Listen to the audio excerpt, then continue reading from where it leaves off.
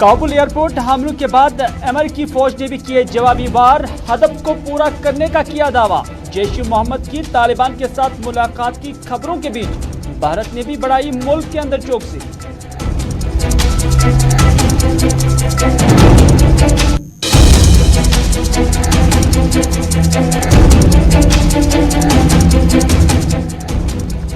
बिजबाड़ा में पीडीपी की youth meeting को रोकने पर महबूबा मुफ्ती ने किए ट्वीट, कहा मरकजी सरकार सियासी सरगर्मियों को रोक रही है। एनकाउंटरों में भी मिलिटेंट मारे जाने पर सरकार मना रही है जश्न।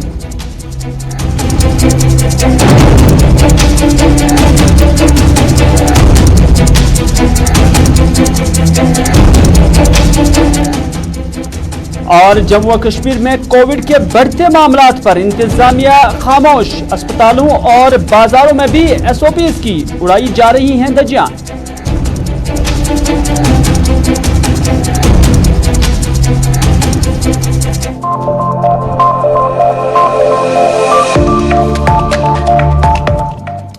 बिस्मिल्लाहिर्रहमानिर्रहीम, अस्सलाम वालेकुम। आप सबका खैर मकदम है। आप देख रहे हैं प्रोग्राम स्पेशल रिपोर्ट अपने मेजबान मीर हिलाल हांजुनी के साथ। और स्पेशल रिपोर्ट में सबसे पहले बात तालिबान की करते हैं, क्योंकि तालिबान के अंदर जहां सूरत हाल बदस्तूर खराब है और पे दर पे हमले हाल ही में हुए थे और उसके बाद अब अमेरिका की जानिब से भी जवाबी कार्रवाई की गई है, इस पर हम जरूर आया चाहते हैं। लेकिन उससे कबल आपको बताते चलें, जो कौमी सतह पर अभी खबरें चलाई जा रही हैं, कौमी मीडिया की जो अभी खबरें बन रही हैं, वो यही कि जैश ए मोहम्मद का तालिबान के साथ मुलाकात हो गया है।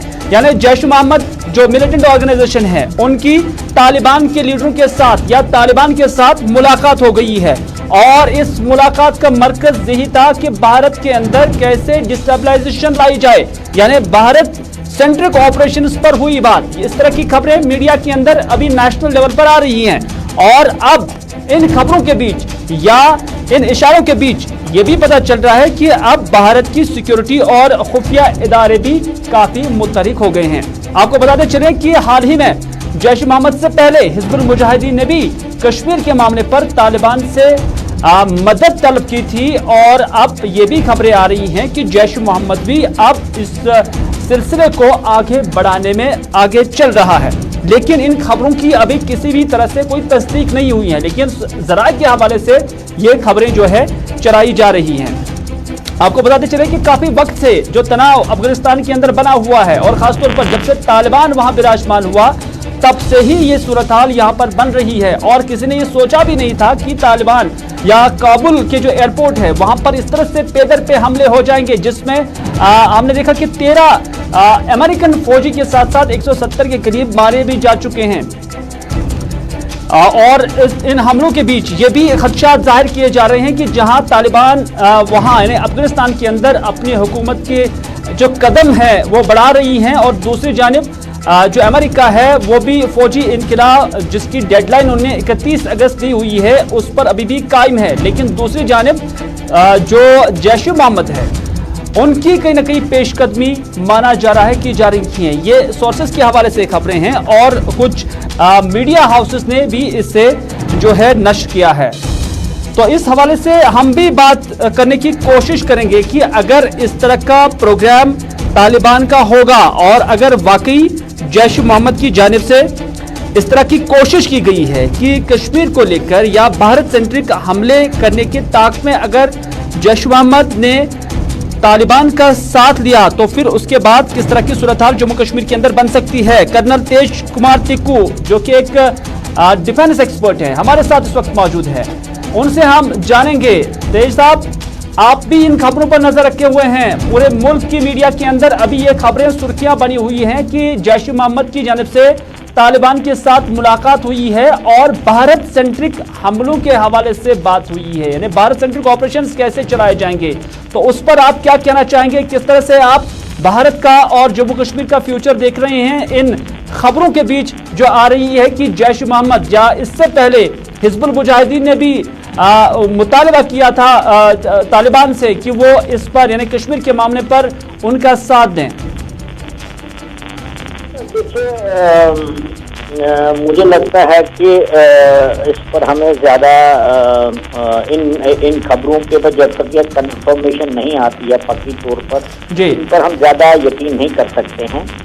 और ऐसा भी हो सकता है कि ये अटकलें लगाई जा रही हैं क्योंकि हिज़्बुल मुजाहिदीन हो या जैश ए मोहम्मद हो, ये तो हमेशा ही तालिबान का इस्तेमाल करेंगे कश्मीर के लिए, लेकिन क्या तालिबान इनकी मदद करेगा या नहीं करेगा, इसमें बहुत सी राय बन सकती है, अलग अलग राय हो सकती है। क्योंकि तालिबान है, ये बात तो ज़रूर है कि तालिबान को एक इंटरनेशनल टेररिस्ट ग्रुप माना जाता है, लेकिन वो अब सरकार बनाने जा रहे हैं काबुल में, अफगानिस्तान पर हुकूमत करने वाले हैं।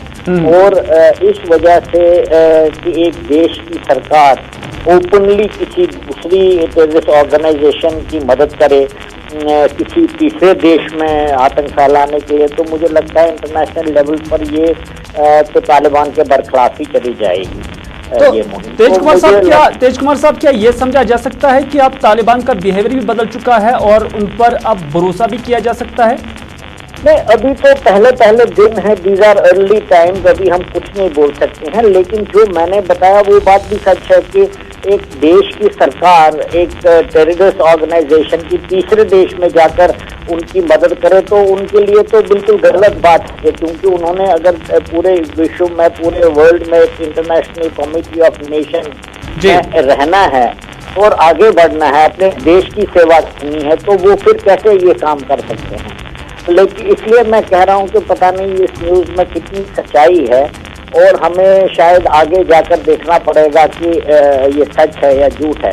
जहाँ तक अगर ये सच है तो डेफिनेटली भारत के लिए ये एक खतरे की घंटी है। लेकिन इसमें ये बात भी है कि जैश और हिज़्बुल मुजाहिदीन की मदद करने के लिए कश्मीर के अंदर उनको पाकिस्तानी टेरिटरी से होकर आना पड़ेगा या पाकिस्तान ऑक्युपाइड कश्मीर से होकर आना पड़ेगा, तो लाइन ऑफ कंट्रोल के थ्रू आ जाना इतना आसान नहीं है, क्योंकि वहाँ पर सर्विलेंस काफ़ी है और ट्रूप्स लगे हुए हैं। तो किस हद तक वो वहाँ कामयाब हो सकते हैं, तो मुझे इस न्यूज़ में थोड़ा सा लग रहा है कि शायद ये ठीक नहीं है। लेकिन अगर ठीक है तो फिर डेफिनेटली इंडिया को इसके साथ डील करना पड़ेगा। बिल्कुल, अगर इन खबरों की अभी तस्दीक नहीं हो रही है, लेकिन सरकारी स्तर पर हम कल से ही देख रहे हैं कि ये खबरें मुल्क की मीडिया में चल रहे हैं, लेकिन सरकारी स्तर पर इनकी तरदीद भी नहीं हो रही है, सरकार इनको डिनाई भी नहीं कर रही है। हाँ, ये देख लीजिए, क्योंकि ऐसा हुआ था, जब आप देखेंगे जो काबुल में जब उन्होंने कब्जा किया तो उन्होंने जेल से जैश ए मोहम्मद और तहरीक तालिबान पाकिस्तान के कादर्स को रिहा किया था, जबकि उन्होंने IS खुरासान के जो कमांडर थे उनकी समरी ट्रायल करके जेल में ही उसको मार दिया था। तो ये बात भी सच है कि उन्होंने जैश और TTP के कादर्स को छोड़ दिया। और साथ में एक और बात जुड़ी हुई है कि तालिबान ने खुद कहा है कि पाकिस्तान हमारा दूसरा घर है। तो पाकिस्तान ने अगर इतना सारा कुछ किया तालिबान के लिए, यहाँ तक कि उनको अफगानिस्तान पर उनसे कब्जा भी कराया, क्योंकि पाकिस्तान का बहुत बड़ा रोल रहा है। अगर वो चाहते हैं क्विड प्रो क्वो, मतलब हमने ये किया आपके लिए, आप हमारे लिए क्या कर रहे हैं, तो उस नजरिए से देखे तो तालिबान भी ड्यूटी बाउंड है कि वो पाकिस्तान की मदद करे कश्मीर के अंदर। और ऐसा तो बताया भी गया कि पाकिस्तान चैनल्स में TTP के स्पोक्स पर्सन ने बताया भी इस बात को कि उन्होंने हमसे बात की है और वो हमारी मदद कश्मीर में करेंगे। तो ऐसा हो भी सकता है, लेकिन मुझे लगता है हमें कुछ देर के लिए रुकना पड़ेगा इसको कंफर्मेशन हासिल करने के लिए। बहुत बहुत शुक्रिया तेज कुमार साहब हमारे साथ बात करने के लिए। यानी कुछ भी हो सकता है, इन खबरों पर भरोसा भी नहीं किया जा सकता, क्योंकि अभी कोई ऑथेंटिसिटी भी इसकी नहीं आई है। लेकिन दूसरी जानिब से सरकार इसको डिनाई भी नहीं कर पा रही है। न सिर्फ इतना, बल्कि अगर इस तरह की कोशिश की गई तो उसके बाद भारत के अंदर इसको काउंटर करना कितना मुश्किल बन पाएगा, ये देखने वाली बात होगी। क्योंकि तालिबान जिन्होंने मुकाबला नेटो फोर्सेस का किया, और उसके बाद हम देख रहे हैं कि 31 अगस्त की जो तारीख है वो आखिरी तारीख है नेटो फोर्सेस के या अमेरिकी फौजी के इनखिला के हवाले से। तो फिलहाल आगे भी बढ़ते हैं। आपको पता चले कि अमेरिकी फौज ने भी कहा है कि उन्होंने इस्लामिक स्टेट खरासा के एक मनसूबा साज के खिलाफ ड्रोन हमला किया है। आपको याद होगा कि हाल ही में इधर एयरपोर्ट पर हमला हुआ था, जिसके बाद ये हमला किया गया, और इस गिरोह ने काबुल एयरपोर्ट पर मोहल्ले खुदकुश बम धमाके की जिम्मेदारी भी कबूल की थी। सेंट्रल कमांड के कैप्टन बिल अर्बन ने कहा कि बगैर पायलट का फिजाई हमला अफगानिस्तान के सोबा नंगहार में हुआ। अमेरिकी फौज के मुताबिक इब्तदाई इशारे यही हैं कि उन्होंने अपना हदफ पूरा किया, यानी टारगेट को किल किया है। इस तरह के अल्फाज का इस्तेमाल हुआ है। उन्होंने एक बयान में मजीद कहा है कि हम जानते हैं कि कोई शहरी हिलाकत इस दौरान नहीं हुई है। अमेरिका कल ये भी दावा किया था कि फिलवक्त अफगानिस्तान में सिर्फ 1500 अमेरिकी शहरी हैं, यानी अभी भी जो अफगानिस्तान है वहां पर अमेरिकन सिर्फ 1500 शहरी हैं, जिन्हें फौरन से पेशतर वापस अपने मुल्क ले जाने की कोशिश भी की जा रही है। तालिबान की हुकूमत से फरार होने वाले अफगान बाशिंदों को निकालने में मदद करने वाली अमेरिकी अफवाज जुम्मा को मजीद हमलों के लिए अलर्ट थी, जबकि कम से कम एक इस्लामिक स्टेट खुदकुश बमबारे ने काबुल एयरपोर्ट के दरवाजे के बाहर 13 अमेरिकी फौजियों समेत 170 अफराद को हलाक कर दिया था। इधर सदर जो बाइडेन ने इस अज़म का इजहार किया है कि वो दहशतगर्दों को तबाह कर देंगे और उन्हें काबुल एयरपोर्ट के बाहर होने वाले मोहलिक हमलों की अदायगी करेंगे, यानी उन्हें चुकता करना होगा। इस तरह से सदर बाइडेन ने बयान दिया है, जिसमें उन्होंने कहा कि 13 अमेरिकी फौजी हलाक और 18 जख्मी हो गए हैं। याद रहे कि अमेरिकी सदर जो बाइडेन ने अमेरिकी फौज के इनखला के लिए 31 अगस्त का डेडलाइन भी दिया है और हालिया हमले के बाद अमेरिका ने अपनी इस डेडलाइन में अभी तक कोई तब्दीली नहीं लाई है, यानी अमेरिका इस मौके पर डटा है कि 31 से पहले ही वो यहाँ से इनखला करेंगे। न सिर्फ अपने सारे शहरियों को यहाँ से ले जाएंगे बल्कि फौजी भी उनके यहाँ से इनखला करेंगे। अफगानिस्तान से इनखला की 31 अगस्त की आखिरी तारीख करीब आते ही फ्रांस ने भी ऐलान किया है कि उसने मुल्क में अपनी कार्रवाइयां खत्म कर दी हैं। दरियासना अमेरिका ने तालिबान हुकूमत को तेजी से तस्लीम करने का अभी कोई इशारा तक नहीं दिया और कहा कि इसने अभी इस हवाले से कोई फैसला नहीं लिया है कि वो अगले हफ्ते फौजियों के इनखला के बाद अफगानिस्तान में सफारती मौजूदगी बरकरार रखेगा या नहीं, यानी अभी इस हवाले से अमेरिका ने कोई सफाई नहीं दी और उनका मानना है कि इस हवाले से कोई मंसूबा भी नहीं बनाया गया कि क्या वो अपने एम्बेसी काबुल के अंदर अफगानिस्तान के अंदर रखेंगे और तालिबान के साथ सफारती स्तर पर बातचीत होगी। इस हवाले से कोई इंदिया उन्होंने अभी तक नहीं दिया है। इधर बरतानिया ने आज अफगानिस्तान से इनखला खत्म कर दिया है। बरतानी फौज ने अफगानिस्तान से शहरियों का इनखला खत्म कर दिया है और उन्होंने बताया कि हम सबको बाहर नहीं ला सके, यानी जितने भी शहरी वहां पर थे, चाहे वो इशारा ब्रिटेन के फौजों का था या उन लोगों का जो काबुल से निकलना चाहते हैं, जो वहां के लोकल्स हैं, उनका मानना है बरतानिया ने इस पर अफसोस का इजहार किया है कि वो सभी को बाहर नहीं ला सके और ये उनके लिए दिल दहलाने वाला था। दरियासना तालिबान ने काबुल शहर के तमाम लोगों से मुतालबा किया कि वो सरकारी गाड़ियां, हथियार और गोला बारूद अपने कब्जे में रखें ताकि वो अगले हफ्ते उनके हवाले कर दे, यानी जितने भी एमुनेशन वहां पर लोगों के पास है, चाहे पुलिस के पास है, वो तालिबान के हवाले एक हफ्ते के अंदर अंदर करना है। तालिबान ने मजीद कहा कि जो लोग ऐसा करने में नाकाम रहेंगे उन्हें कानूनी कार्रवाई का सामना करना पड़ेगा। काबुल में यूएस एम्बेसी ने एक बार फिर अपने शहरियों को मशवरा दिया है कि वो सिक्योरिटी वजूहात की बिना पर काबुल एयरपोर्ट के आसपास के दरवाजों के करीब ना जाएं। तालिबान ने काबुल में इन लोगों से कहा कि जो गाड़ियां, हथियार, गोला बारूद और दीगर सरकारी सामान लेकर जाते हैं ताकि उन्हें एक हफ्ते के अंदर मुतल्लिका इदारों के हवाले कर दिया जाए। तालिबान के तर्जुमान ज़बीउल्लाह मुजाहिद ने कहा कि खिलाफ वर्जी करने वालों से मुतल्लिका इदारों को सामान वापस न करने पर कानूनी कार्रवाई की जाएगी। इधर तालिबान का ये भी मौक़िफ़ है और उन्होंने कहा कि अगर 31 अगस्त के बाद भी यहाँ कोई गैर मुल्की फौजी दिखा तो उनके खिलाफ भी कार्रवाई होगी। और तालिबान का इस तरह का स्टैंड आया है कि कॉन्सिक्वेंसेस जो है, नताइज बहुत खतरनाक हो सकते हैं। तो इस तरह से ये सिचुएशन पूरे काबुल या पूरे अफगानिस्तान के अंदर बन रही है और वहां पर अब जो तालिबान है वो बरसर इक़्तिदार आ सकती है। और तालिबान ने यह भी कहा है कि जब तक ना आखिरी गैर मुल्की फौजी अफगानिस्तान की सरजमीन से इनखला करेगा तब तक वो अपनी हुकूमत का ऐलान भी नहीं करेंगे।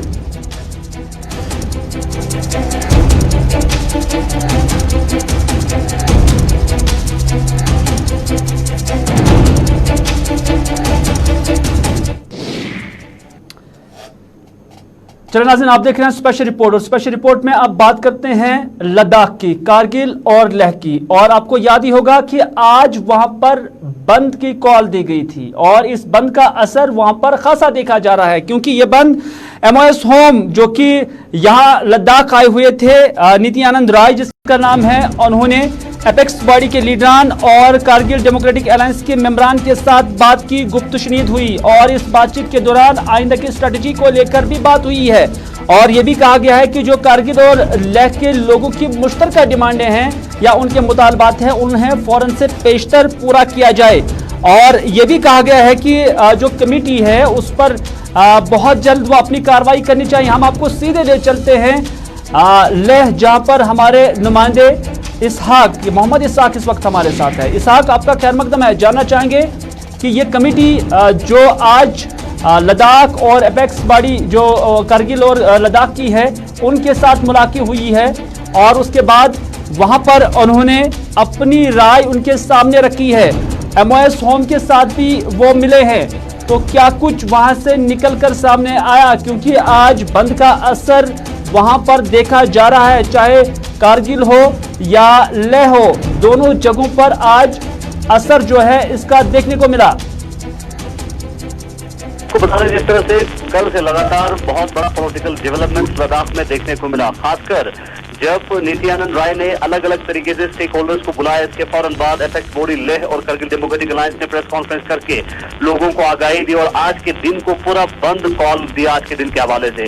तो बंद कॉल जो है भरपूर बरकरार रहेगा, लेकिन उसके फौरन बाद जिस तरह से एपेक्स बॉडी की चीफ सेवा ने प्रेस कॉन्फ्रेंस के जरिए बताया कि जो ही बंद कॉल दिया उसके बाद रात को अमित शाह होम मिनिस्टर खुद की तरफ से उनको कॉल आके आश्वासन और यकीन दहानी दिया कि वहां पे जिस तरह से लेह में नित्यानंद राय MOS होम है उनके सरबराही में उनके साथ ज्वाइंटली एपेक्स और कारगिल डेमोक्रेटिक अलायंस का मुलाकात होगा। तो आज उसी के तरफ से एपेक्स बॉडी लेह और कारगिल डेमोक्रेटिक अलायंस का मीटिंग हुआ और मीटिंग में बाज़ाबिता खासकर लद्दाख के इश्यूज को लेके उन्होंने बातचीत किया है। और अब जो है ये तय हुआ कि आने वाले वक्त में बहुत जल्द यूनियन होम मिनिस्ट्री की तरफ से लद्दाख के ज्वाइंट डेलीगेशन को जो कमेटी लद्दाख के नाम पे लद्दाख के लिए फ्रेम करना था, जिसका हेड जो है जी किशन पहले दिया था जो होम मिनिस्टर थे, minister of state home affairs थे, और अब जो है नित्यानंद राय जो कि minister of state home affairs है, उनकी क़यादत में जो कमेटी बनेगा लद्दाख के कॉन्टेक्स्ट में लद्दाख के अफेयर्स को संभालने के लिए, वो जल्द से जल्द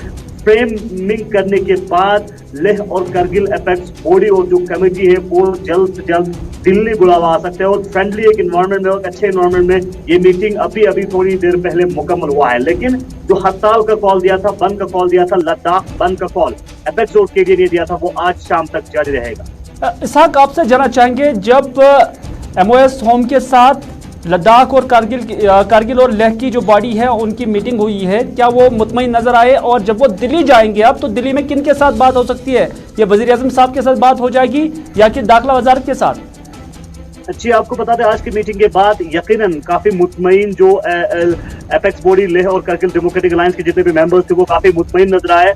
और जब उन्होंने मीडिया से बात की तो मीडिया के सामने भी उन्होंने यही बताया कि जो इश्यूज था उनको उन्होंने MOS होम नित्यानंद राय के सामने उन्होंने रखा है और उन्होंने बहुत अच्छे से सुनने के बाद आश्वासन दिया है कि जल्द से जल्द इन इशूज से गौर करने के लिए दिल्ली से जो है लद्दाख के कमेटी को, लद्दाख के जो कमेटी बनना है लद्दाख के कॉन्टेक्स्ट में, उनको बुलावा आएगा। और साथ ही जब दिल्ली जाएगा तो यकीनन इस बार माना जा सकता है कि होम मिनिस्टर अमित शाह से मुलाकात कर सकते हैं और जो लद्दाख को लेकर जो इश्यूज हैं, जो डेलिब्रेशन और डिस्कशन चल रहा है, जिस तरह से अभी लद्दाख का एक डिमांड अहम है, जो 4 पॉइंट पे कंसेंसस बना है कारगिल डेमोक्रेटिक अलायंस और एपेक्स बॉडी ले, उसमें खासकर सबसे पहले लद्दाख को स्टेटहुड की मांग कर रहे हैं और दूसरी जो अहम पॉइंट है 6 शेड्यूल के तरफ से कॉन्स्टिट्यूशनल सेफगार्ड लद्दाख को दिया जाए और तीसरी जो अहम इनके पॉइंट है जो अनएम्प्लॉयमेंट इश्यूज हैं उसको गौर किया जाए और साथ ही साथ रिक्रूटमेंट जो पॉलिसी है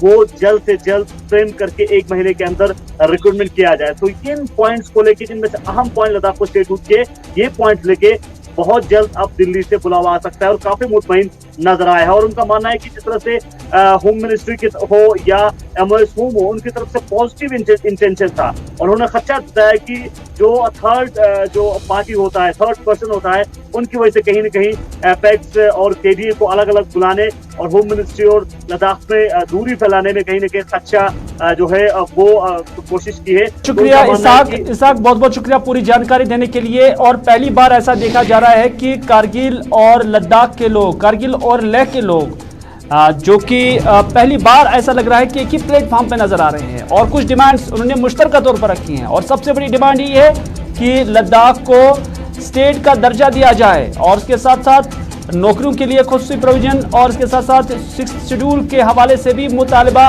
उन्होंने दोहराया है।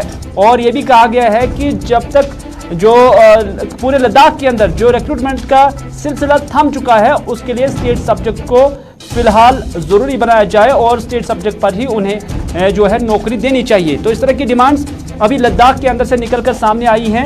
और इसहाक के मुताबिक जो आज वहां पर मीटिंग थी तो उससे यही निकलकर सामने आया कि अब यह बॉडी, एपेक्स बॉडी और इसके साथ साथ कारगिल डेमोक्रेटिक अलायंस के मेंबरान दिल्ली जाएंगे और दाखिला वजीर अमित शाह के साथ उनके साथ मुतालबा और उनके साथ मुलाकात हो सकती है और इस मुलाकात के दौरान ही हतमी फैसला लिया जा सकता है।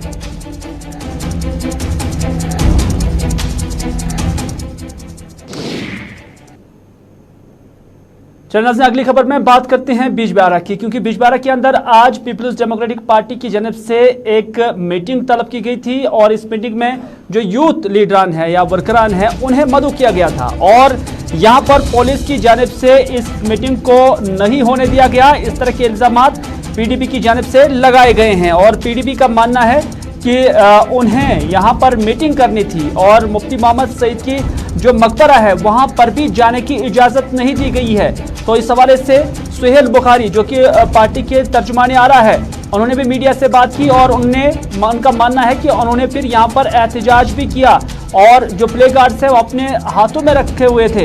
इस मौके पर उन्होंने क्या कहा, आइए आपकी नजर करते हैं।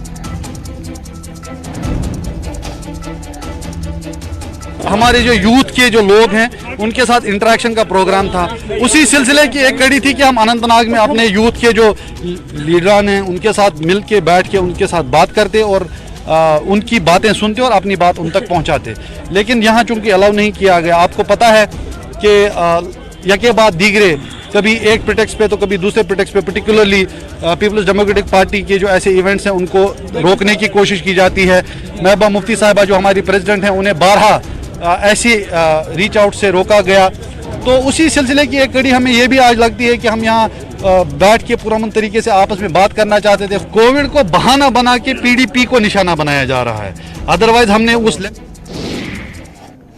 यानी पीडीपी की जानिब से जो कोशिश की जा रही है उन्हें रोका जा रहा है। इस तरह सुहेल बुखारी ने कहा, पीडीपी के तर्जुमाने आ रहा। और इसी मामले को लेकर महबूबा मुफ्ती ने ट्वीट भी किए, 2-3 ट्वीट किए और ये ट्वीट क्या है हम आपकी नजर कर रहे हैं। महबूबा मुफ्ती ने कहा कि पीडीपी नौजवानों को बिजबिहारा में मीटिंग करने से रोका जा रहा है। मुफ्ती मोहम्मद सईद के मकबरे के दरवाजों को खारदार तार से भी बंद कर दिया गया था।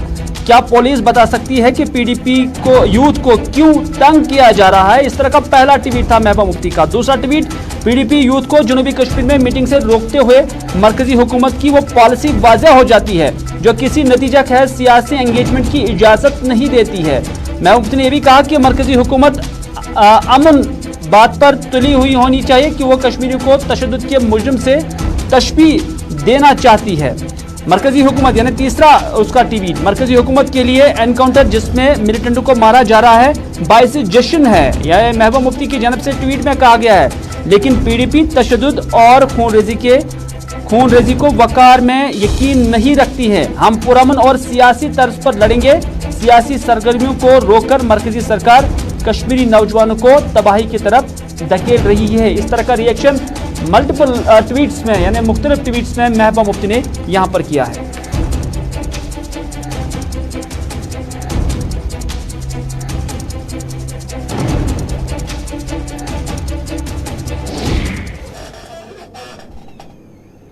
नाज़रीन, जम्मू कश्मीर के अंदर सब कुछ जारी है और इस दौरान सियासत भी जारी है और सियासत के बीच कोविड भी जारी है, क्योंकि एक वक्त ऐसा भी आया था हाल ही में कुछ हफ्ता पहले कुछ दिन पहले जब जम्मू कश्मीर के अंदर पॉजिटिव केसेस की जो तादाद है वो कम हो गई थी, यानी बिलो 100 आ गया था, डबल डिजिट में आ गया था, लेकिन एक बार फिर से ये केसेस लगातार बढ़ रहे हैं। शायद सरकार खामोश नजर आ रही है और सरकार की इस पर कोई तवज्जो नजर नहीं आ रही है। अगर तवज्जो होती तो शायद ये केसेस नहीं बढ़ते। तीसरी लहर का भी बार बार ये अंदेशा दिया जाता है, ये इशारा दिया जाता है और कहा जाता है कि तीसरी वेव भी आ सकती है।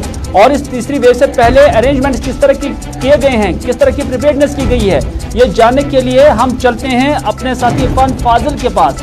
इरफान, आपसे जानना चाहेंगे, एक तरफ सरकार खामोश नजर आ रही है, दूसरी जानब केसेस तेजी के साथ बढ़ रहे हैं। चूंकि वक्त कम है, मुख्तसरन आपसे जानना चाहेंगे क्या वजह है कि सरकार मार्केट्स के अंदर नजर नहीं आ रही है, सिर्फ मसाजिद के अंदर ही पाबंदी आयद की जाती है? क्या बाकी मामलात पर सरकार जमीनी स्तर पर कहीं नजर है? देखिए हिलाल, अगर मैं बात करूं तो रिसेंटली अभी एलजी साहब की सदारत में एक मीटिंग टास्क कोविड फोर्स के साथ साथ डिप्टी कमिश्नर्स या जितने भी एसएसपीज हैं उनके साथ हुई है, और खास तौर पर जिस तरीके से कोविड की थर्ड वेव को लेकर बात की जा रही है उसमें उन्होंने साफ तौर पर बता दिया है कि हमें लोगों की कॉपरेशन की काफी ज्यादा जरूरत है। आपको याद होगा कि लास्ट वीक की अगर हम बात करें तो केसेस में काफी ज्यादा डाउनफॉल देखने को मिल रहा था, मगर अचानक से अब दोबारा से 166 केसेस जो है कल जो फिगर जो सामने नजर आया है, इस बीच हम देख रहे हैं कि उसमें एक शख्स की मौत भी वाक़ा हुई है। मगर एक सूत्रों के हवाले से यह भी खबर आ रही है कि किश्तवाड़ जिले में अगर बात करें तो third wave, delta third wave की कुछ सिम्टम्स वहां पर भी नजर आ रहे हैं। यानी कह सकते हैं कि कहीं ना कहीं लापरवाही जमीनी स्तर पर जरूर दिखाई दे रही है। और साफ तौर पर अगर देखा जाए जिस तरीके से लोग सड़कों पर खुलेआम घूम रहे हैं, मार्केट्स में शॉपिंग चल रही है, अगर ट्रांसपोर्ट की बात करें तो वहां पर वायलेशंस हो रही है, मगर सरकार की भी यहाँ पर काफी ज्यादा जिम्मेदारियां हैं। सरकार को भी थोड़ा सा यहाँ पर कमर कसने की जरूरत है, क्योंकि जिस तरीके से वो आए रोज बड़े बड़े दावे बुलंद कर रही है इस कोविड वेव को लेकर या थर्ड वेव को रोकने के लिए, मगर कहीं ना कहीं उनकी तरफ से भी चूक जरूरी दिखाई दे रही है। वो दावे सारे शराब साबित हो रहे हैं। इरफान, आपका बहुत बहुत शुक्रिया, चूंकि वक्त की कमी है और भी चाहते थे कि इस पर बात हो जाए, क्योंकि वायलेशंस हर जगह पर नजर आ रही है। न सिर्फ ये बाजारों के विजुअल्स हम दिखा रहे हैं, बल्कि हॉस्पिटल्स के भी विजुअल्स ऐसे हैं कि वहां पर भी कोई तसलसल नहीं है, कोई एडमिनिस्ट्रेशन नजर नहीं आ रही है। क्योंकि अगर एडमिनिस्ट्रेशन होती तो अस्पतालों के अंदर कम से कम भीड़ भाड़ नहीं होती, क्योंकि वहां पर एक एडमिनिस्ट्रेशन, एक जिम्मेदार एडमिनिस्ट्रेशन काम कर रही है। वहां इस तरह के इंतजामात होने चाहिए थे, लेकिन वो इंतजामात कहीं पर भी नजर नहीं आ रही है। लोगों का गिला है, लोगों की शिकायत है कि सिर्फ कुछ मसाजिद को छोड़कर हर जगह पर कोविड की गाइडलाइंस का वायलेशन हो रहा है, और ऐसी मसाजिद में सिर्फ पाबंदी आयद की गई है जिस पर लोग काफी गुस्से का भी इजहार कर रहे हैं। तो इस तरह से हर जगह पर कोविड की एसओपीज जो है उसकी वायलेशन हो रही है। तस्वीर हम आपको बार बार भी दिखा रहे हैं।